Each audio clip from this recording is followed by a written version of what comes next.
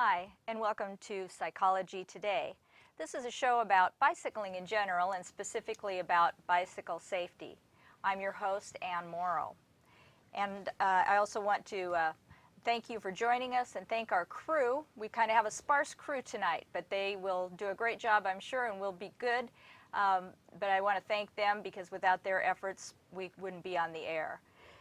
I think you'll find our two segments of interest. We don't really focus on bicycle safety on this show. Our last show, we had a police officer, so we really focused on safety. But we're going to have a couple of people talk to us about the Special Olympics Bicycling Club, and we've got Gary Paxton, who is a coach, and his daughter, Meagon Paxton, who participates in the bicycling in Special Olympics.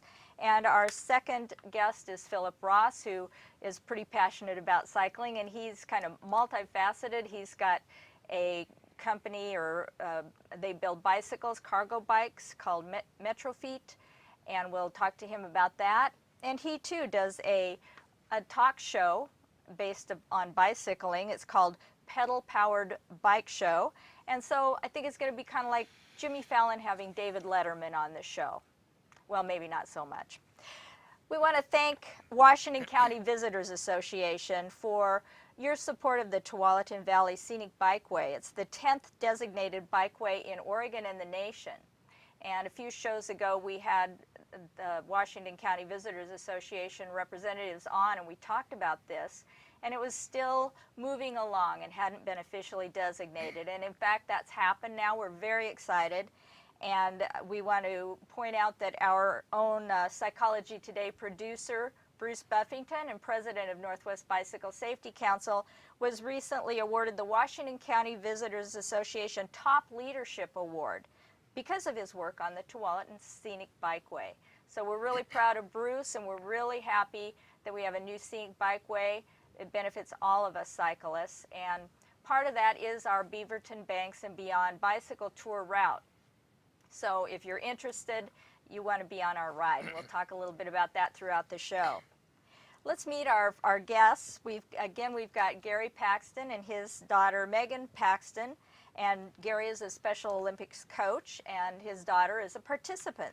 So we'll learn about this bicycling from the two of them. Thank you both for joining us. Thanks for having us. Thank you for having us. And Gary, I'm going to ask you, tell us a little bit about you and your family and how you came to be involved with the Special Olympics. Well, I've been involved with Special Olympics now for about 25 years because our daughter Meagon got involved with the program. And so that was the first hat I put on, was wearing that as the dad. And then about 12 years ago or so, I became a member of the Special Olympics Board of Directors. And I served on that board for 8 years, helping to actually restructure Special Olympics in Oregon, where it used to be we had paid staff in the local programs. Now we've had to go to all volunteers. So, which is turned out okay, but it's always that that ask situation. So. And then about 10 years ago, I had the opportunity to take over as a local program coordinator, as a volunteer for Clackamas County. And so that's what I've been doing the last 10 years, overseeing all the programs in Clackamas. That sounds kind of intense. That sounds like a lot of work. It is a lot of work. I'm glad I'm retired, so I can spend that time. Exactly. Yeah. Thank goodness for healthy retirees. Absolutely. So you're not just involved in bicycling, although that's going to be our topic here, Yes. but you're involved in a lot of other aspects of Special Olympics. Right. And we started the bike club about 13 years ago. And at the time, we were the only program in the state of Oregon that had a bike club. And the difference between a bike club and versus at Special Olympics, at the state level, they don't offer cycling. And so we decided, there's a need out there. These athletes have shown an interest. We were looking for ways of developing fitness levels, and so that's when we started the bike club. So Meagon, tell us about your involvement with bicycling. How did you know you wanted to bicycle and not do something else? Well, before the bike club even started, my dad and I occasionally went on rides. But then, I just, when when we started bike club, I just grew to, became sort of my passion, as I got, and became a lot more fun as I got in better shape and better skills, and I just really enjoyed, the athletes being around other athletes. And So you like the riding itself because it helps you be healthy and fitter, and you've formed friendships and met a lot of people as well, it sounds like. yeah, just really, it's really more for the fitness and fun, and Well, it's something fun my dad and I do together. So. that's always a good thing. Absolutely. So we learned about you through Shelley Spence, who was Yes. a previous guest, and so that's where we got our lead for you. And so tell us about some of the disabilities that some of the riders suffer from that you work with. Well, for Special Olympics, and I'm sure Shelley mentioned this too, is that there's a criteria to become part of Special Olympics. You have to be 8 years old or older and have been diagnosed with an intellectual disability. And there's just a wide spectrum of how that's defined by doctors. And so on our bike club, we have a variety of different intellectual disabilities, which then brings to us different skill levels. And so then what we do in our bike club is we try to accommodate these individuals as much as possible. For example, I have 4 tandems. I have some athletes that can't ride yet, and so moms or dads, siblings get on the front, athletes in the back. And then I have some athletes that are able to ride by themselves, and then I have some that are just starting to learn. And so we have kind of a variety of skills that we deal with. And so when we go on our weekly rides, we pretty much divide them up by those skills. So my faster greyhounds, they can take off and with a coach and go further and faster. My middle group will go not as far, and my lower group will then be working on certain skills. And each week we work on a specific skill. It might be better shifting, it might be braking, it might be riding safer on the esplanade, it might be how do you ride out on a road that has just a bike path. All those different skills that they need, and hopefully will then carry over from our weekly rides to the daily. That's our goal. Well, Gary, working with the Portland Wheelmen sounds exactly like what we do. I don't hear any difference whatsoever. Now, how do these prospective athletes come to you? Because any child trying to find your child's passion, the sport that they're going to like, whether it's soccer or swimming or bicycling, how do they come to you? At the beginning of each season, we have a newsletter that goes out, and it's posted on our Facebook page, it's posted on our website, and it'll list the sports that we're offering. For example, right now we're doing the summer season, and so we have different sports we offer in addition to the bike club. So that's how they would be mainly informed. And are there certain qualities that you look for? Are there any disqualifying qualities that might prevent somebody from biking? We try to, when somebody says, well, what do I need for skill-wise? Basically, our rides are anywhere between, say, 6 to 18 miles. And so we put that out there and let parents kind of say, well, where's your child in that? Can they do that? And if the answer is no, then we kind of downsize that and we try to accommodate maybe a shorter ride for those athletes. But right now, like I said, we have tandems and individuals. We don't have anybody on a tricycle or any other specialty type of bike. But that is a possibility. Absolutely. Given a certain circumstance. Sure. Yeah. Because balance and things could be an issue. Right. Okay. Now, I noticed on the internet the athlete's oath for the Special Olympics is let me win, but if I cannot win, let me be brave in the attempt. So how do you instill that in your athletes? Just, it's, basically, developing self-confidence, physical fitness. We would look at maybe looking at the personal goals of that athlete versus like when we take them to the Washington State Games to compete. There's medals and there's ribbons and those kind of things, but when they go up there, we're hoping to see better times. We're seeing better skills on their bikes. And it's not about the medal. It's just about the parent and giving about the athlete giving their best effort to finish. That's right. That's all we're really about. So you're kind of competing against yourself, maybe, trying to get a better time. Yeah, because it is an individual sport, really. Even though you have competition, you're really competing against yourself. I see. But having a medal's a good thing too. Well, sure. But that's not what's. That's not your ultimate. Absolutely not. And so, Meagon, you talk about the bicycling helping build self-confidence. I've certainly found that to be true. That carries over to my daily life. And you found that to be true too as you've grown up with this sport? Yeah, and I grew up with other sports, but I Oh. was fortunate to grow into cycling, and I just a large part of that I thank my dad, because he's the one who got me out for bike rides, And and he taught me how to ride a bike. did you use training wheels or a tandem? We did training wheels. Okay. Yes, and I ran behind her a lot. Uh-huh. It took a while, but Yes. we were there now. So. Yeah, I'm sure you are. Yeah. I'm sure you are. Tell us about some of your current riders, other than Meagon. Tell us about some of these individuals. We have actually about 5 or 6 new ones this year, so it's been kind of fun to discover where their skills are. Some are going to be my greyhounds. They kind of understand biking already, and some, the other day we were on a bike path on a road, and the athlete said, "We're on a freeway." Well, not quite, but it sure felt like it to him. But by the end of the ride, we went on to the trolley trail, and we tried some other things. He was feeling better about that. So we have some athletes that are they could be good bikers, but they still don't understand the kind of the whole safety thing, riding in single file, being aware of what's going on. I had some that were be watching their cranks and watching that go around, and it's kind of like, no, let's look around and see where you're going, because there's somebody behind you.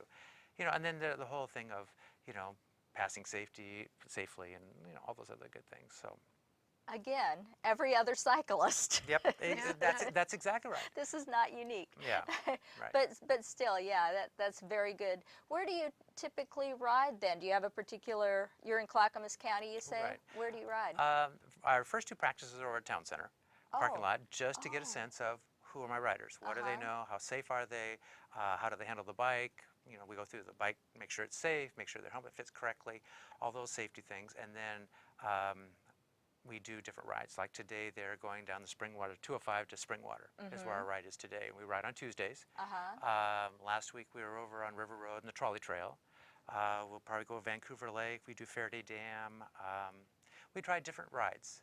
And so as the season progresses and our endurance gets better, the rides get a little bit longer, bring in a few more hills, those kind of things, so that we are progressive in how we develop their skills and prepare them for the next ride. And then each ride has a specific skill that the coaches work on.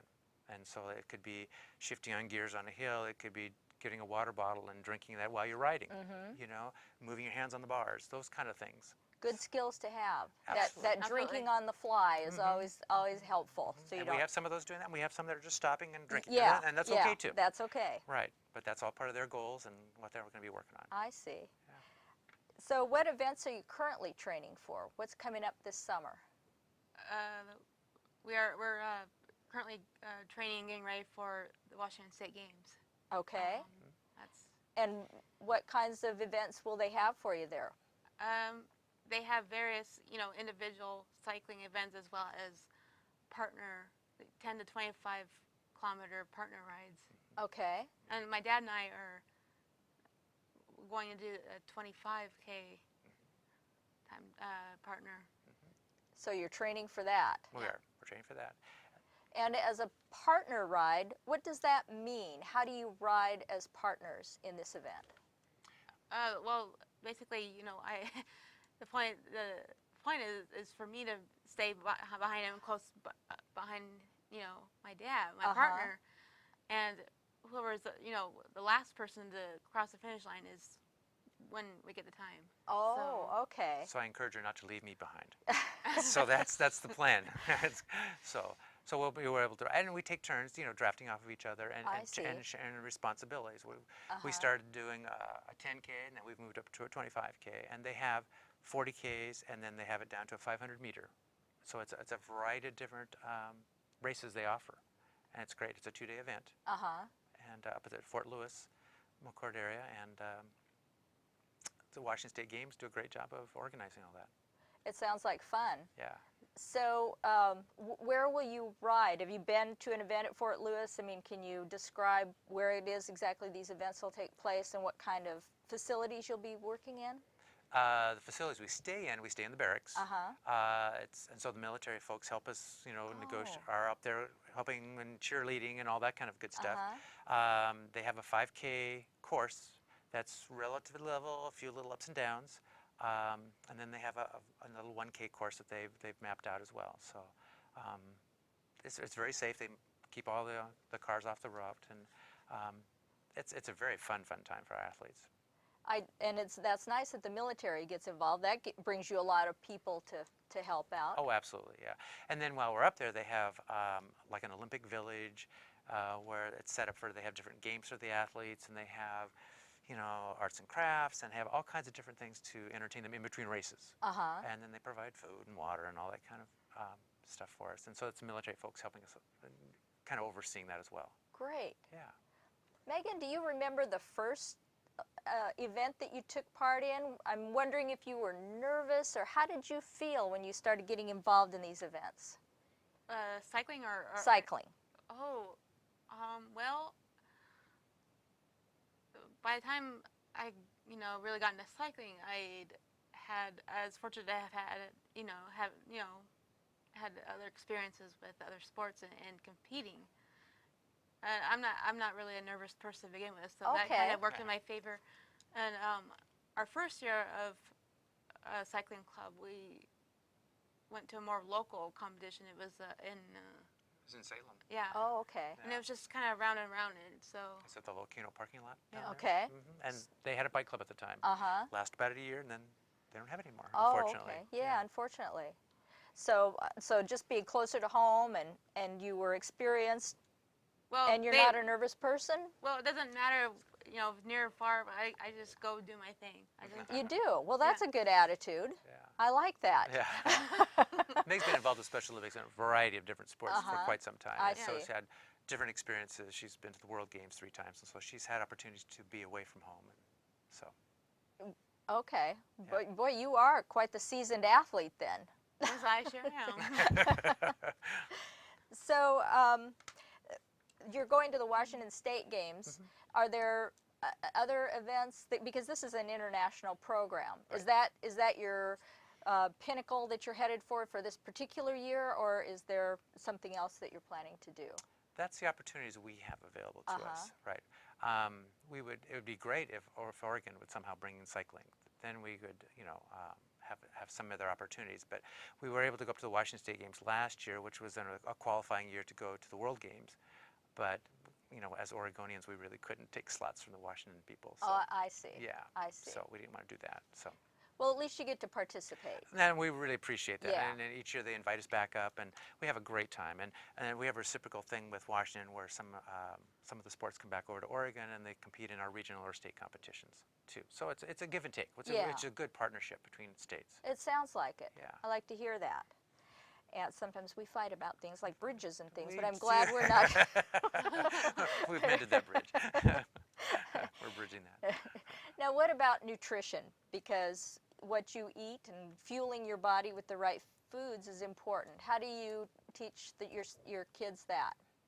We talk about that on our rides. We talk a lot about drinking water before you get thirsty, and and eating enough to kind of sustain yourself, but don't overeat, and eat some, don't work on the nachos, work on some of the things that are healthy.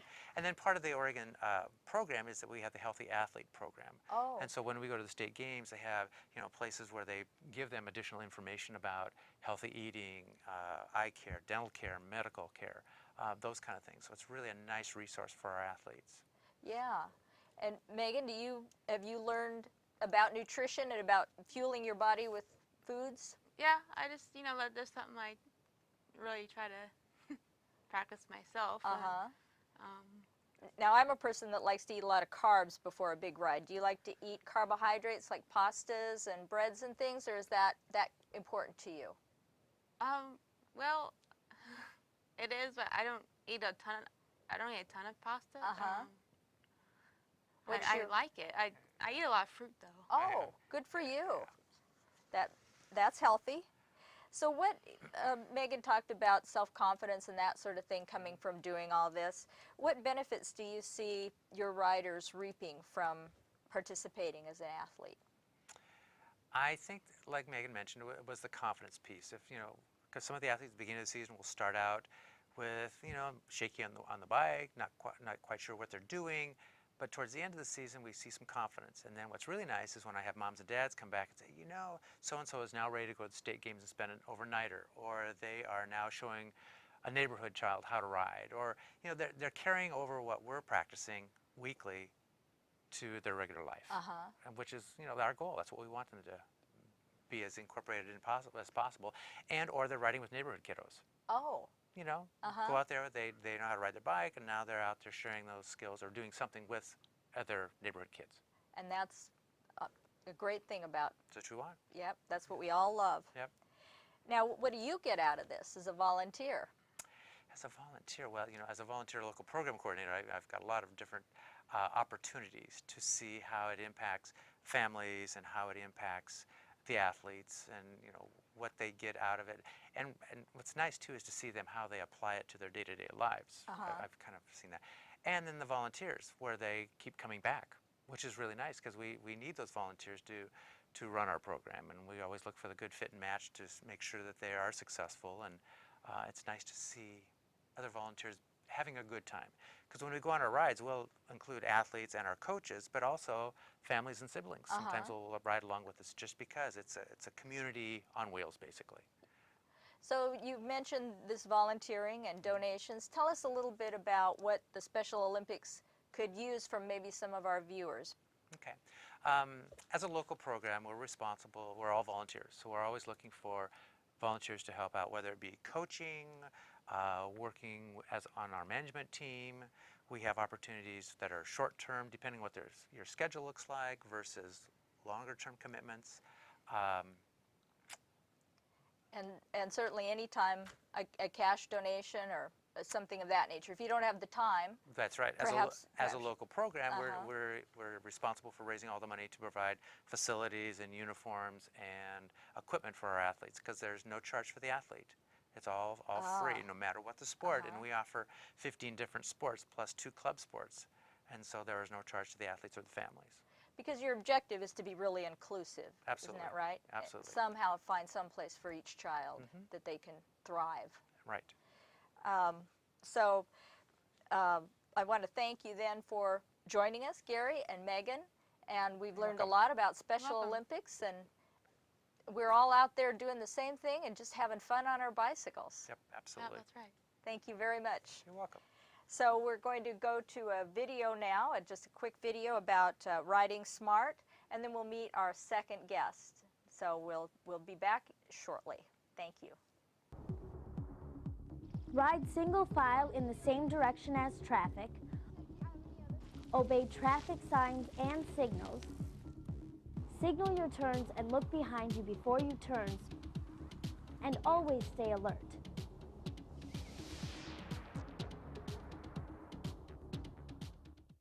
So just think of your helmet as part of your gear. You don't see a soccer player without shin guards. You don't see a basketball player without shoes. You don't ride your bike without your helmet. It's part of the gear. Ride safe, ride smart. It's time to start today.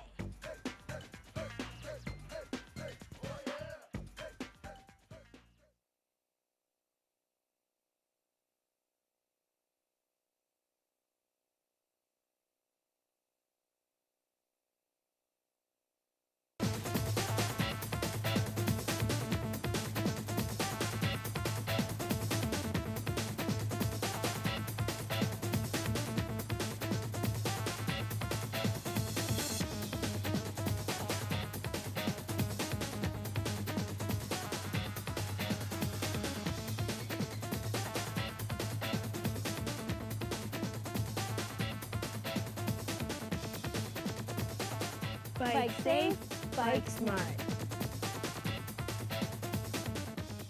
Hi. My name is Xander. And my name's Elizabeth. Over the next few minutes, we're going to have some fun and talk about some pretty important stuff. Some of it you've heard before, but it never hurts to hear it again. And again. And again. So here we go. Did you know that just falling off your bike is enough to get a serious brain injury? So play it safe. Wear your helmet every time you ride. It can reduce the risk of head injury by up to 85%. And that's a lot. The helmet should be snug on your head and sit flat. The straps should form a V under your ear, and the chin strap should also be snug. 2 fingers should fit in between your eyebrow and your helmet. Also, make sure your helmet meets safety standards. Look for a sticker that says CPSC. This stands for the Consumer Product Safety Commission.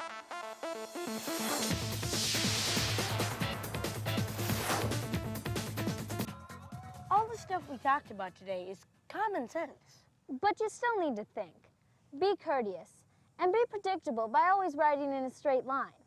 Wear a helmet. And follow the rules of the road. Ride with traffic on the right side of the road. Ride single file. Obey traffic lights and traffic signs. Check behind you before turning. Use proper hand signals. Stop, look left, right, then left again before entering a street. And use caution at an intersection. Make eye contact with other drivers. Be careful around parked cars and watch for objects in your path. And at night, be seen to be safe. Never assume that motorists or pedestrians will see you. Remember, bikes are smaller than cars, and if there's a crash between the two, any guesses who will win? That's all the time we have. So remember these 4 words. Bike safe, bike smart.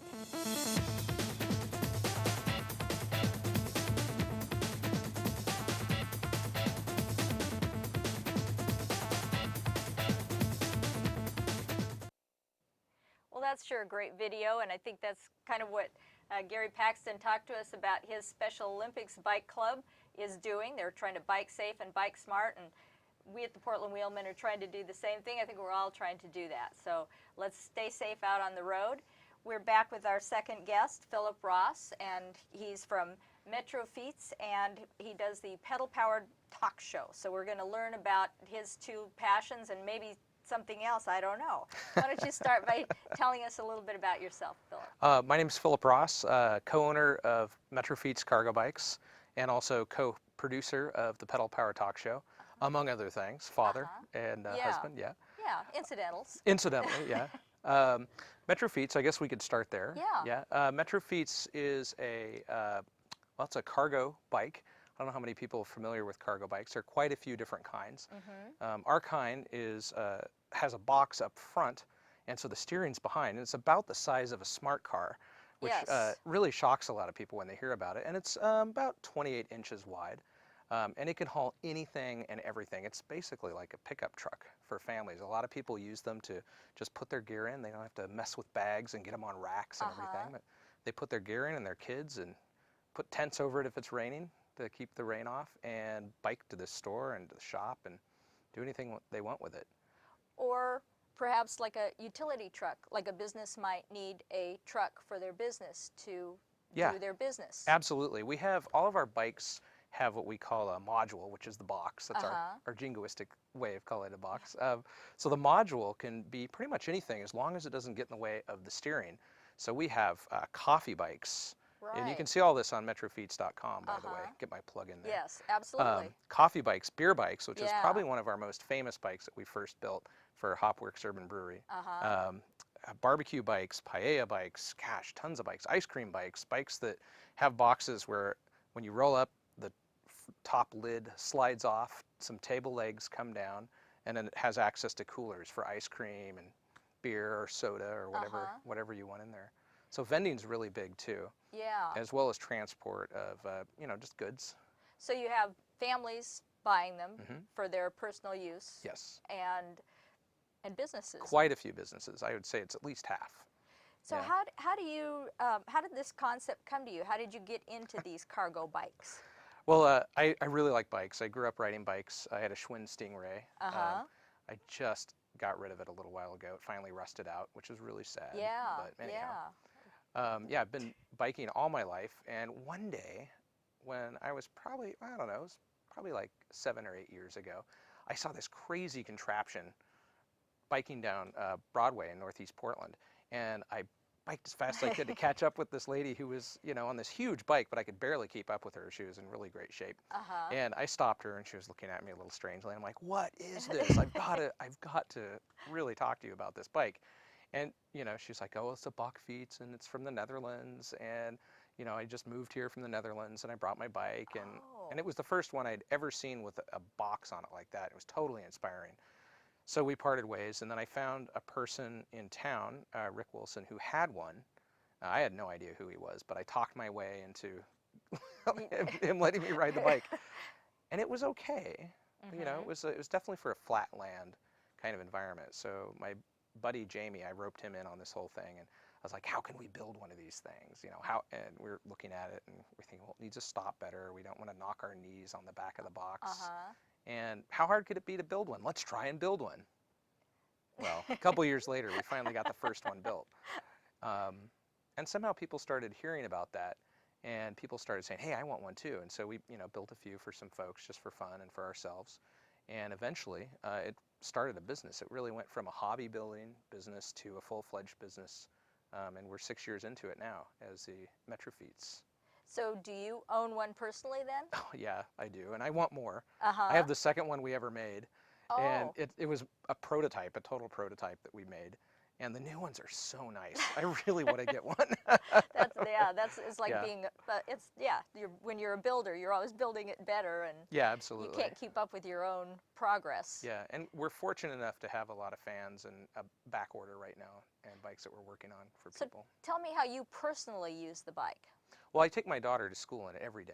Okay. And I pick her up every day too. And how old is she?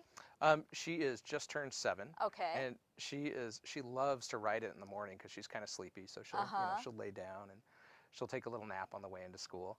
And then most of the times in the afternoon, I put her bike in the box and take it to school, and she rides back, and it's about a 6-mile trip for her. Oh, okay. And she absolutely loves it. Yeah. Yeah. And then of course I do a lot of errands in between the day, especially for the shop. We get a lot of bicycle components that I pick up from local vendors around town. Or if it comes in the mail, I live a bit away from the shop, so I'll pile all those boxes in and take it down. And people are constantly driving by in their cars and leaning out of the window and taking pictures, which is really fun.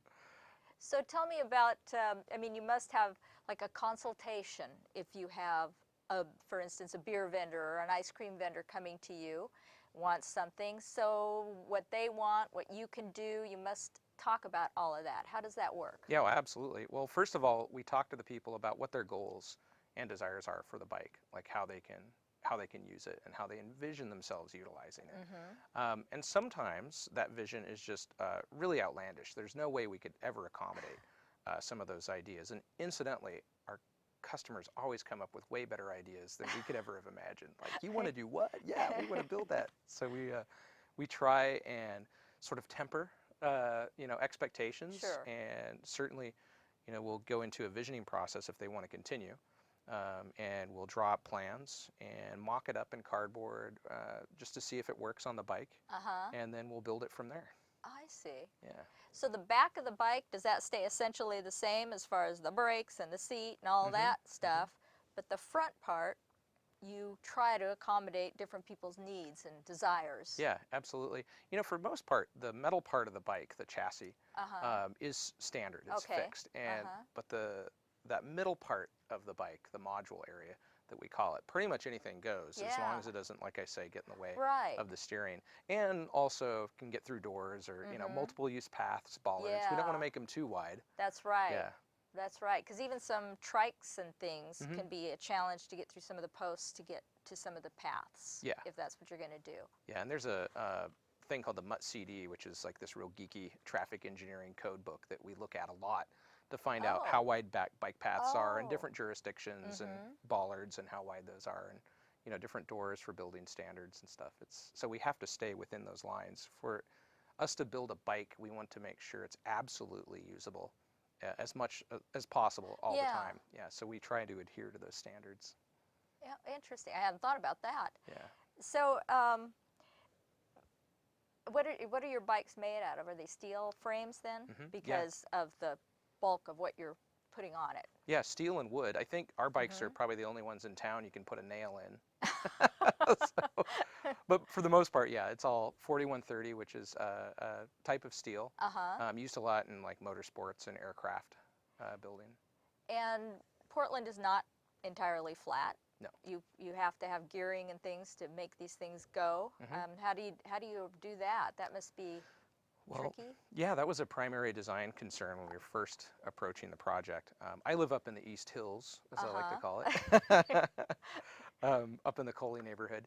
And so I have to go up from downtown. If I was working down there, I have to go up quite a few hills. And so that was one of the drawbacks of the bike that we were looking at, which the box bike is over an 80-year-old design at this point. Okay. And it just wasn't built for climbing or descending fast. It was really stodgy. So, you know, when you're going up a hill with a lot of weight, you need to have a really wide gear range. So we started to accommodate for that using modern components, and had to modify, you know, how the frames went together to accommodate those modern components.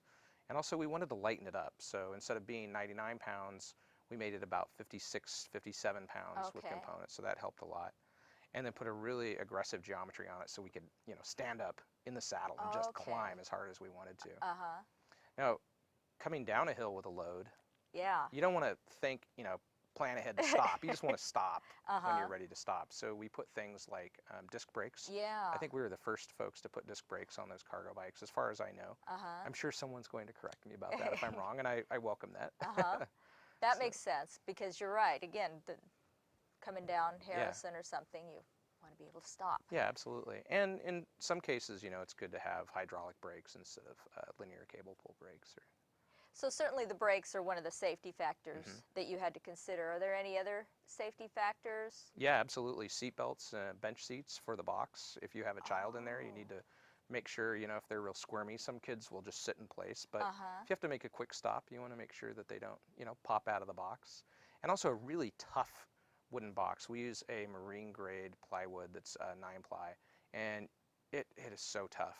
That stuff, you could hit it really hard and it wouldn't break. Is it heavier than most woods? Well, we engineer it so it's not, actually, because it's engineered. It's pretty light. I see. Yeah, but it's really bomber. You could boil it in hot water for half an hour before it delaminates. Oh, wow. That's one of those geeky little tests we like to know about. How did you come upon that? Well, there's actually a specification for it for the manufacturers of the wood. And so if it's a certain rating or a certain grade, it means that they've pulled a sheet from that run and they've cut a piece of it up and boiled it for half an hour. And it has to not delaminate in order to get That's that certain... crazy. Yeah. My husband's a woodworker, but he doesn't work with that stuff. So what element of Metrofit really brings out your passion? Where does your passion for this really lie? Well, I really like the idea of people being able to get around on their own power. And the idea that you can take this device and simply power it by yourself is really exciting to me. And so in order to do that, in order to make biking more accessible to people, we wanted to make a device and a platform that people could personalize in a way, like, you know, making ice cream bikes, making beer bikes, or just putting a pallet that they find on the side of the road and bolting it onto the bike and throwing that couch that they really need that says free on the side, you know. So opening those possibilities up, being able to carry things that most people wouldn't be able to do on the back of a rack of a 10-speed is really exciting to me. Or even in a trailer pulled behind your bike. Absolutely, yeah. So I see this as something definitely a Portland type thing that perhaps you wouldn't survive in this business in another community because there just wouldn't be the market for it. Do you see it that way? Well, you know, it's absolutely the opposite. We sell more bikes outside of Portland and all over the world. It absolutely shocked me. Like, there are some cities here on the West Coast that have more of our bikes than we do here in town. Wow. And definitely on the East Coast, for sure. Yeah. I know, isn't that shocking? It's shocking to me. So who's got them on the East Coast, and what kind, are they just the regular cargo bikes, or what are they doing with them back there? Most of them, it's businesses. Businesses are using them, courier companies, delivery companies, mostly businesses that are located in really dense metropolitan areas, And they, you know, they love them. You know, they can put their name on the side of the box. They can have their own custom container made so they can do vending and then swap that out and put another delivery platform on there if they're doing something later in the afternoon or in the day. I see. Yeah, and so those kind of businesses have been really good to us. They really like our product, and they order more than one too in most situations, which is great. So when I was trying to get you to be a guest on the show, you were hard to catch up with because you're traveling. So it's selling a Yeah. lot around the world? Yeah, absolutely. I know. I always try and get a ticket with the bike whenever we ship them overseas, so I can go. I can hitch a ride with them. Yeah. So where do you see yourself and Metrofit in the next 5 years, say? Well, I mean, we've got enough work right now to just get there if Uh-huh. we need to. So as far as that goes, I think the engineering and design, we're pushing that really hard right now. We're doing a lot of R&D to make sure that our bikes perform the best and last as long as they absolutely can. So I think the engineering and design is where we're pushing the company really hard right now, and also manufacturing and economies of scale. We've been doing a lot with that, using the latest in CNC machining technologies, 3D stereolithography, and 3D printing, and any kind of computer-aided drafting has really helped our company. It was really frustrating at first because we didn't know what we were doing. Yeah, yeah. But over time, it's that, I'd say that 10,000 hour rule. When you put about 10,000 hours into a project, you start to realize, oh, I don't know how to do that, so I'm going to ask for help, or you get really good at that thing you're putting time into. Wow. So, well, I've certainly learned a lot. So I'm glad you're interested. I could talk about it all day. Yes, I'm sure you could. What trends do you see, I was going to say happening in Portland, but this isn't just a Portland thing, but what trends do you see coming up in bicycling that impact your business with the cargo bikes? Well, certainly there's a trend right now worldwide that people are just driving less. And there's probably a lot of factors that, a lot smarter people than I, have shown a cause and effect for. Yeah. But certainly more people on bikes, less car driving. It seems to kind of be flowing into that direction. So, and once people start biking, they want to still be able to do the things that they were doing in their car. They want their stereo, they want their coffee holder, they want all those amenities, heated grips, heated seats, all that stuff. And we just happen to be in the right place and the right time to be able to, understand those materials and technologies and manufacturing techniques and be able to put that together into a product that can deliver that to people. So some of our bikes, all of our bikes actually come with a coffee holder. So, I mean, you've got to be able to put your coffee in there. Yeah. I do. I need it. Okay. Yeah. I like that. Well, and I see people, I don't know anyone that owns a cargo bike, but we have a fleet of bikes for different purposes. And so as a family, you need a cargo bike for your errands and that sort of thing. So that makes sense. Yeah, and the interesting thing is I thought when my daughter reached about 5 or 6 when she started riding, she actually started riding when she was 4, which shocked me because I didn't ride until I was like 8. But when she started riding, I was like, okay, that's it. I'm not going to be using my cargo bike anymore, which was kind of a bummer. But then I got back on my 10-speed, and it was a bummer. I just couldn't. I was like, where do I put everything? How do I attach this to that? So I just gave it up. I'm exclusively a cargo bike rider right now, and it's only because it's so convenient. And you find it versatile enough because that is a big box out front. But like you say, you've designed it size-wise so it fits everywhere you need to go. Yeah, it's the ultimate trainer. I find myself all the time coming up to lights, and there'll be a bunch of people that are just ready to go, and I can usually beat them off the line and hit them to the next light. And it's really fun. I may be huffy and puffy, but I can absolutely do it. And it's a really good feeling when they're like, what is that? Yeah, you should be way, yeah, exactly. way in the back there. Yeah. And also, too, it's fun, if I come upon a cyclist that has a flat tire or something, if they're within the neighborhood, within 20 or 30 blocks, they just hop on the bike and I'll take them home. Which is really fun. Sort of like a crash cart of sorts. Yeah. Oh my gosh, that's a tale for them to tell. Oh yeah, it's great marketing. Speaking of marketing, kind of a last question here. How do you market, beyond the Portland metro area? Well, I'm constantly on Twitter and Facebook, and of course, we've designed our website to try and tell a story. I don't know how effective it's doing, but people seem to be taking notice of it. And the media has really been kind to us, maybe because it's sort of a unique product, and we're really passionate about what we do, and we generally don't say no to a project if we think we can build it, like the beer bike, for example. So there's been a lot of media attention in that regard, and we just, people have been really kind to take notice and talk about it, and our customers love their bikes, and so they're constantly, recruiting their friends, and you can't beat that. Yeah, that's the best thing. Spreading the good word. Well, good for you for Thanks. this great idea and being a Portland person, and congratulations. Thank you. Appreciate it. Well, we're going to take a quick break now and watch a short video about Northwest Bicycle Safety Council's Beaverton Banks and Beyond bicycle tour that's coming up on August 24th. And then we'll be back with Phillip Ross, and he's going to talk to us about another project that he works on, and we'll see what that's all about. But let's go to our video now about Beaverton Banks and Beyond bicycle tour.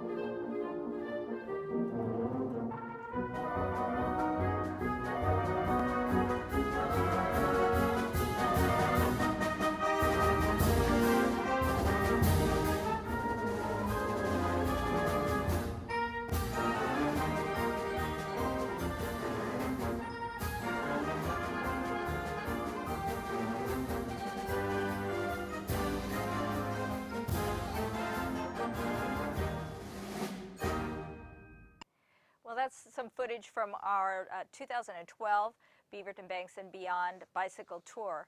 And we've got one coming up again in 2013 on August 24th. And I hope you'll join us. You're watching that video. It's usually a beautiful sunny day. It's a great route. It includes the Banks Vernonia Linear Trail. And we had talked about earlier in the show about the Tualatin Valley Scenic Bikeway, so it incorporates some of that. So it's a great way to kind of dip your toe into that new scenic bikeway. We've also got a great jersey. If you go to our website to sign up for the ride, you'll see our jersey that kind of commemorates the ride. And it's a beautiful jersey. It's really awesome. If you can only get one jersey in 2013, this is your jersey to buy. I just ordered mine a couple of weeks ago, and I'm excited to get it. You don't have to do the ride to get the jersey, but you do have to order the jersey before the end of May, because that's our cutoff. They are all pre-ordered. They won't be available after the end of May. So act now and go ahead and register for the ride. We guarantee you a good time. We're working hard to put on a great event for you. So I hope you'll join us. It's a way for us to earn money, to do the bike fairs and get the helmets and all the things that we like to do for our community. So I hope you'll join us. So we're back with Phillip Ross, and we talked to him about his cargo bikes, but he also does a talk show kind of thing, and it's called the Pedal Powered Talk Show. And so now I'm going to talk to you about that. So don't you use one of your bikes as your studio, so to speak? Yeah, we absolutely do. The host, Boaz Frankel, I pedal him around most of the time, to and fro scenes, but we certainly fill the entire thing up with all the gear we need. And it's amazing these days, like how small everything is. We have these light panels that are probably like about that thick and about this wide. That really light up the area. We have a couple of those. All of our cameras can fit in there, our chairs, everything we need. Tons of cable, which gets really heavy. Yeah. And I am the engine that pedals this to and fro. However, I do have a 30-mile limit. So in between shots, we have to keep it within 30 miles. Now, one of the shows that I watched, you were out in wine country. Yeah. Did that conform to your constraints of 30 miles? That was on a truck. Oh, okay. I'm sorry. Oh. That's okay. Have you been up to Archery Summit, to that winery there? No, I have not. It's very steep. Yeah, Well, most of them are. Yeah. It's like we'll put the winery at the top of a steep hill. Yeah. Yeah, I biked part of it out of principle. Oh, you did? Yes, but man, it was tough. I bet. With all the gear in it. Oh, you kept the gear in it. So how did you come up with this concept of riding around and doing these talk shows? Oh, part of it was lack of sleep. The other part was fueled by a lot of caffeine, trying to get out of that. Boaz Frankel, the host, was doing the show called The Unroad Trip, and it had just wound down. And we were doing a segment for one of the local TV stations here sort of this goofy bike race, you know, where Boaz was in one box and my buddy Charlie from Trailhead Coffee, who we built a bike for, you know, was racing us down the way. And in between shots, I was like, hey, you know, what are you doing? What's your plans? He's like, I don't really have any plans. So I was like, well, how about we do a talk show on the bike where the talk show goes to the people? And he's like, well, that's a good idea, but it needs to do this. So it just, you know, kind of expanded from there. And so we had a couple of meetings, and we're like, you know, this might actually work. So Metrofits built the bike. We had some great donations from sponsors. Can I mention them? The Sure, sponsors? Okay, yeah. Keen Footwear, Uh-huh. Steven Smith Tea Maker, and Nutcase Helmets were the primary folks that sponsored the show, which was really nice. And that allowed to fund the bike and do 2 seasons so far. And we're taking a hiatus right now, and in about a month, we're going to be filming the rest of season 2. So tell us who you've had as your guests, and how do you come up with guests to be on your show? Well, that's all Boaz. Boaz is amazing at finding talent. Uh-huh. So we've had, I think one of the more memorable ones was Blitzen Trapper. That was great. Daniel Baldwin. We had Daniel Baldwin on. Uh-huh. Laura Veers, Craig Thompson, and the list goes on. And you can see all of them at pedaltalkshow.com Okay. for free. Uh-huh. They're probably under 3 minutes, so it's a real tight production Yeah. that we do. If we, you know, are feeling a little lazy, it might go to 4 minutes. But we have the luxury of that. Yeah. Yeah. Because you're not doing live, you're just taping it, putting Yeah. together segments of interviews. Yes, absolutely. So Boaz does all the interviewing, and he sits at the desk, and it's this bike with this huge, almost Johnny Carson era Yes. desk we have. It has the feet, and it's beautiful.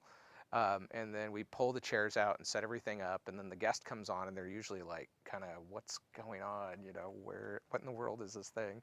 But then it goes right into a talk show format, and we have music, and we have interviews, and it's really interesting to be able to see all of the different local talent here in Portland and surrounding area. That's, you know, they've got so many creative people and so many cool things Yes. they're doing. Yes. So you don't necessarily, your show is not necessarily bicycle oriented. It's just whoever you can find and what's going on in Portland, what keeps Portland weird. Yeah, absolutely. It almost the only thing that has to do with a bicycle is the bicycle Yeah. itself. Yeah. Okay. And we did that on purpose. I mean, there's enough people talking about bicycles that are doing a wonderful job, and we did not want to encroach on that territory. But there are a lot of people, story makers, filmmakers, writers, artists that are just, they're amazing. Our passion was to just cover them and give them an outlet and have more people find out about them. Well, that's neat. That's like a public service practically. Yes, with perks. I get to be a fanboy. I get to meet people I'm really interested in. Yeah. Well, and the one I watched where you're out in the wine country. Oh yeah. I mean, they never give me a glass of wine when I'm here. Yeah, that was that was amazing. pretty cool. Yeah. Yeah. And you mentioned that one of your sponsors is Nutcase, and we've had them on the show before. And you're always wearing your Nutcase helmets. And yeah, absolutely. We're big on helmets here at Northwest Bicycle Safety Council, so we like to see that. Even at work or at play, you've got a helmet on. Yeah, and it's a really cool one. Mine looks like a Captain America kind of helmet. Yeah. I like it. They're fun, and you wear them right and everything. So you're not the host, but you're the kind of the producer, make it happen kind of a guy. Tell us really what's your passion in this show? Well, being able to take an entire TV studio out to the guest is just so fun. I mean, it's, when I'm writing there, I'm like thinking about, okay, how are we going to set up the shot? How are we going to engage them in a way that's playful and that gets them to kind of let go and loosen up? And generally, the minute we pull up, that's all it takes. Yeah. 'Cause they're just totally blown away by all of the gear that we have in there, how we're setting it up. And Boaz is just an amazing host. I mean, he's really playful, and he's just very engaging. It's very high energy. Yeah, very, very high energy. I'm pretty wiped at the end of the day. So tell us again how we might view some of these past shows so that we can get ourselves set for the new season coming up? Sure. Simply go to the World Wide Web and go to pedaltalkshow.com. You can, if you type it directly in, or if you want to go to Google, it's searchable that way as well. And there's a link from it as well off of the Pedal Talk Show blog at pedaltalkshow.com, and our site, Metrofits.com as well. Metrofits.com if you're interested in the bikes, so you can access both. Yeah. Now, I've got to ask, is there anything I haven't covered about that you do? I mean, those are two big things that you do, and of course you've got a family, so I would think that that would take up your 24 hours a day. Have I overlooked anything about you? I brew beer. You brew beer? I've been brewing beer for almost 25 years now. Oh, really? I absolutely love it. Once about 10 years ago, I started to get into the science of it instead of just, mixing stuff together. And that made all the difference. It's so fun. Yeah, chemistry's great. Well, thank you very much for joining us. Thank you. So we've just been talking to Phillip Ross and his many multifaceted life of things that he's got going on, so that was really interesting. And do go to his websites and see what he's got going on. I'm sure you'll find it entertaining. I want to thank you all for joining us here at Psychology Today. I'm just taking a few minutes. I've seen some people riding around without helmets. I saw a gal riding with kind of a bandana on her head, and it was really cute, just lovely. But in fact, if she fell off the bike, it was not going to do any good. So please, wear a helmet. It should fit snugly on your head, and it should fit like this down on your forehead. And buckle the thing. I've also seen people riding with these not buckled. That doesn't do any good. You should have about 2 fingers. Mine's a little bit loose, to be honest. Right here under your chin. These little buckle things should be right under your ear. This one always slides down. So please wear a helmet and have it fitting properly so that your head is safe. We just care about you, our viewers, and we don't want you to be hurt in an accident, so we encourage you to wear a helmet and have it fit properly. And that way you can come back and join us again next time for Psychology Today. So please join us and come and ride with us. Bruce and I lead a lot of rides. We look forward to seeing you out on the road. Thank you very much.